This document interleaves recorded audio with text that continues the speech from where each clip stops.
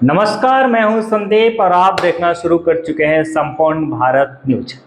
पटना के 10 circular road में एक ऐसी तस्वीर सामने आई जिसने एक मकान खाली करने की घटना कह देना शायद पर्याप्त नहीं होगा। यह वही सरकारी बंगला है जो करीब 2 दशक तक राष्ट्रीय जनता दल की राजनीति का अहम केंद्र है। अब पूर्व मुख्यमंत्री राबड़ी देवी ने इसी खाली करना शुरू कर दिया है। सीसीटीवी कैमरे हटाए जा रहे, सामान ट्रकों में लादा जा रहा और लंबे समय से चली आ रही राजनीतिक मौजूदगी समाप्त होती दिख रही है। लेकिन सवाल यह है कि आखिर यह नौबत क्यों आई। सरकार का कहना है कि यह सरकारी आवास था जिसका आवंटन अब मत्स्य एवं डेयरी मंत्री नंद किशोर राम के नाम किया जा चुका है। भवन निर्माण विभाग की ओर से कई नोटिस दिए गए थे और समय सीमा समाप्त होने के बाद आवास खाली करने की प्रक्रिया शुरू हुई है। दूसरी तरफ आरजेडी का कहना है कि मामला सिर्फ मकान का नहीं है बल्कि राजनीतिक सम्मान और प्रशासनिक प्रक्रिया का भी है। राबड़ी देवी ने विभाग को पत्र लिखकर सरकारी सामान की सूची और औपचारिक प्रक्रिया पूरी होने तक समय देने की मांग की है।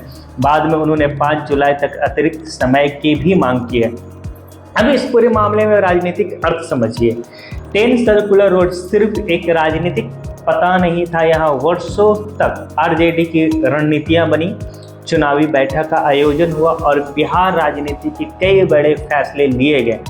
इसलिए इस बंगला का खाली होना कई राजनीतिक विशेषज्ञों के अनुसार एक प्रतिक्रियात्मक बदलाव भी माना जा रहा है।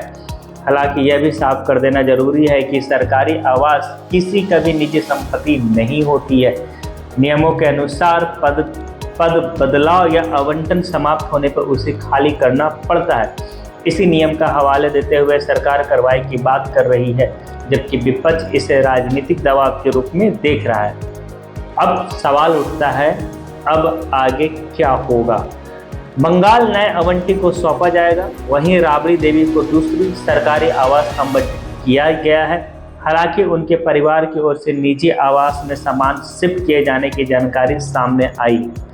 तो सवाल सिर्फ इतना नहीं है कि एक बंगला खाली हुआ, सवाल यह भी है कि बिहार की राजनीति में एक लंबे दौर का प्रतिक्रियात्मक अंत हो रहा है या फिर यह केवल सरकारी नियमों का सम्मान है।